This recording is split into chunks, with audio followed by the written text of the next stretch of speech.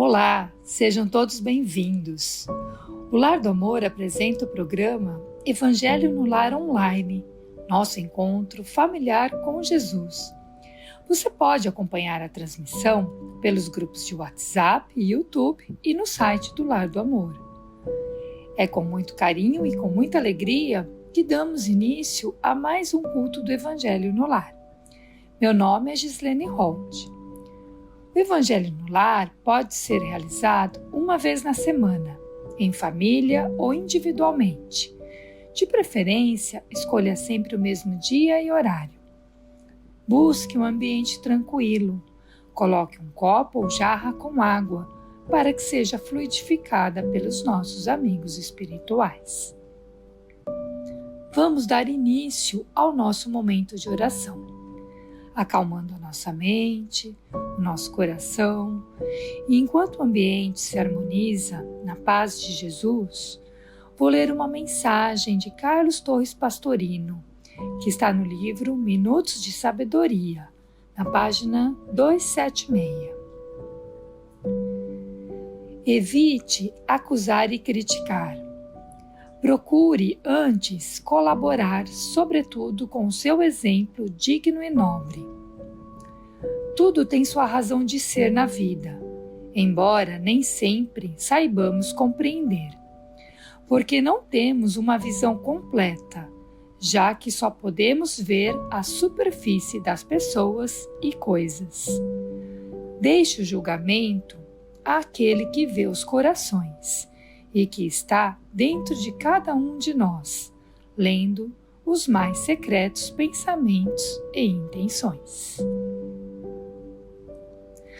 Prece inicial. Pai, é com grande alegria que nos reunimos em torno do Teu Evangelho de luz e de amor.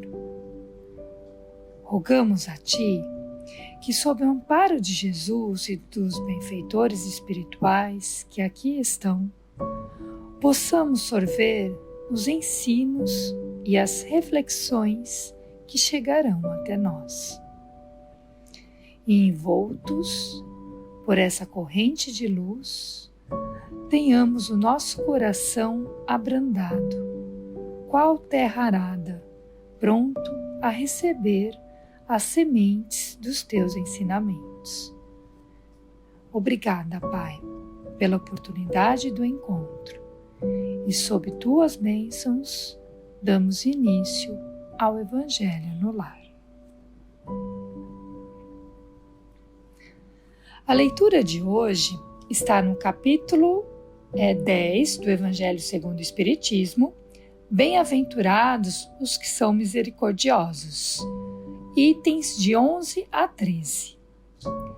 Não julgueis para não serdes julgados. Atire a primeira pedra aquele que estiver sem pecado. Não julgueis a fim de não serdes julgados, porquanto sereis julgados conforme houverdes julgado os outros, e empregar-se-á convosco a mesma medida de que vos tenhais servido para com os outros. Mateus capítulo 7, versículos 1 e 2. Então os escribas e os fariseus lhe trouxeram uma mulher que fora surpreendida em adultério, e pondo-a de pé no meio do povo, disseram a Jesus: Mestre, esta mulher acaba de ser surpreendida em adultério. Ora, Moisés, pela lei, condena que se lapidem as adúlteras. Qual sobre isso a tua opinião?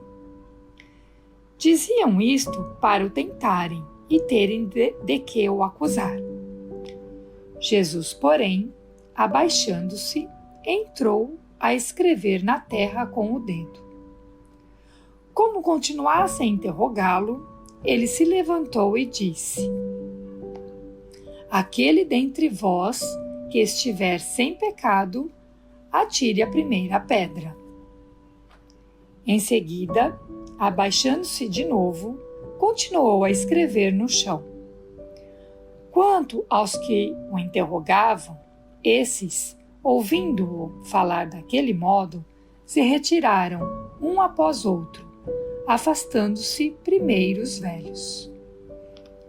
Ficou, pois, Jesus a sós com a mulher, colocada no meio da praça. Então, levantando-se, perguntou-lhe Jesus: Mulher, onde estão os que te acusavam? Ninguém te condenou? Ela respondeu: Não, Senhor. Disse-lhe Jesus: Também eu não te condenarei. Vai-te e de futuro não tornes a pecar. Isto está em João, capítulo 8, versículos de 3 a 11. Atire-lhe a primeira pedra aquele que estiver isento de pecado, disse Jesus. Essa sentença faz da indulgência um dever para nós outros, porque ninguém há que não necessite para si próprio de indulgência. Ela nos ensina que não devemos julgar com mais severidade os outros do que nos julgamos a nós mesmos, nem condenar em outrem aquilo de que nos absolvemos. Antes de profligarmos a alguém uma falta, vejamos se a mesma censura não nos pode ser feita. O reproche lançado à conduta de outrem pode obedecer a dois móveis: reprimir o mal ou desacreditar a pessoa cujos atos se criticam. Não tem escusa nunca este último propósito, porquanto, no caso, então, só há maledicência e maldade.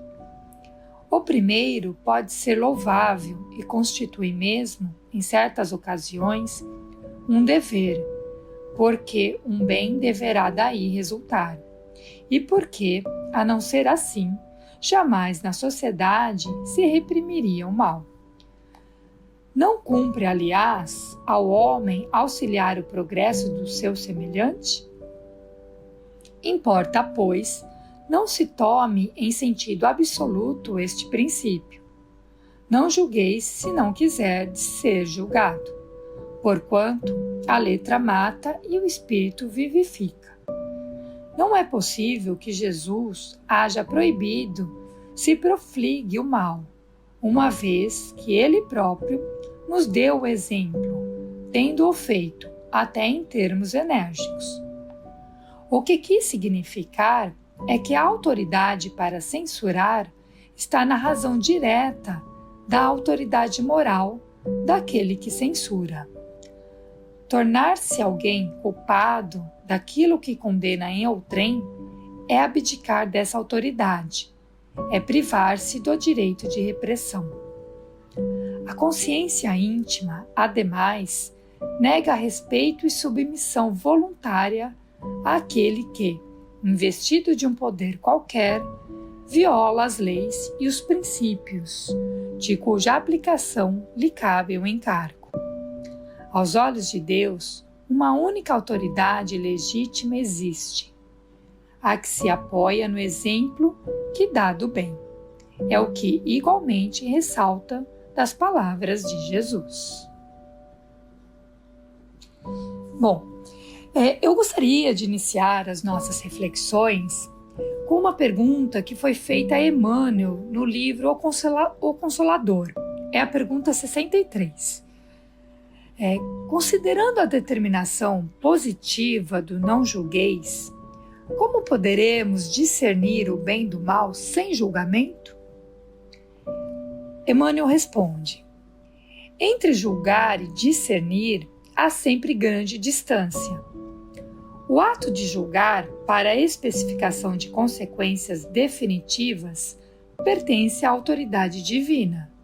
Porém, o direito da análise está instituído para todos os espíritos, de modo que, discernindo o bem e o mal, o erro e a verdade, possam as criaturas traçar as diretrizes do seu melhor caminho para Deus. Bom, Emmanuel nos esclarece que Não julgar não significa que não podemos analisar e observar. Muito pelo contrário, devemos sim analisar e observar para discernir o bem do mal, o erro da verdade. Mas nesse processo de julgar, devemos estar atentos a alguns cuidados. Antes de fazer qualquer censura ao comportamento de alguém, precisamos consultar a nossa consciência e verificar se não teríamos o mesmo comportamento se estivéssemos naquela situação, se não temos em nós a mesma dificuldade que encontramos no outro. Também devemos ter atenção para que a reprimenda, quando cabida, ela não deve ser feita sobre a pessoa, e sim sobre o ato. É muito comum generalizarmos o comportamento equivocado e rotular a pessoa por esse comportamento. E uma vez que nos achamos aptos a fazer essa reprimenda, é importante estar consciente de que o nosso julgamento terá sempre a nossa medida. Às vezes julgamos que uma pessoa está agindo de maneira equivocada aos nossos olhos, mas nós não sabemos o que está por trás daquele equívoco, daquele comportamento. Qual a história de vida daquela pessoa? E mesmo que seja uma pessoa do nosso círculo mais íntimo, nós não conhecemos em profundidade seus sentimentos, suas emoções, o que passa em seu mundo íntimo. Quais são as dores, as enfermidades que aquela pessoa carrega na alma. E embora isso possa não justificar o ato equivocado, mas mostra que nós não temos acesso a todas as informações que estão envolvidas dentro daquela circunstância. Por isso, é muito importante sermos indulgentes e desculpar os erros dos outros. Quase sempre as aparências não expressam as realidades. Um outro alerta que a leitura do Evangelho nos traz é o real motivo da reprimenda. Se estamos reprimindo o erro porque realmente queremos auxiliar a pessoa a retomar o caminho reto, ou se estamos apenas querendo julgar e criticar com intenção maldosa, caindo no equívoco da maledicência. Examinando nossa consciência, talvez vamos perceber que muitas vezes o que nós queremos mesmo é emitir a sentença condenatória, nos esquecendo que todos nós, encarnados aqui na Terra, estamos fazendo nossa caminhada evolutiva em um planeta que ainda é de provas e expiações. E isso equivale a dizer que os equívocos ainda são muito comuns nesse nosso estágio evolutivo e que todos nós estamos suscetíveis a erros e quedas. Nos colocando no lugar da pessoa, qual seria a medida que gostaríamos que fosse usada para conosco? Todos nós necessitamos da caridade moral. O sentimento da indulgência, o desculpar, o perdoar é um dever cristão. E por mais difícil que seja para nós, devemos nos esforçar para desenvolver esse sentimento. Nesse episódio da mulher adúltera, Jesus nos dá o exemplo de como o cristão deve agir. Ele não condena a mulher, mas ao recomendar "vai e não peques mais", ele reprime o ato equivocado e ao mesmo tempo auxilia, recomendando que ela não torne a praticá-lo, pois isso a levaria a uma queda moral. No livro Religiões dos Espíritos, na lição 19, intitulada Corrigir, Emmanuel comenta: toda corrigenda, antes que se exprima em palavras, há de se vazar-se em amor, para que a vida se eleve. Corrigir é ensinar, e ensinar será repetir a lição, com bondade e entendimento, tantas vezes quantas se fizerem necessárias.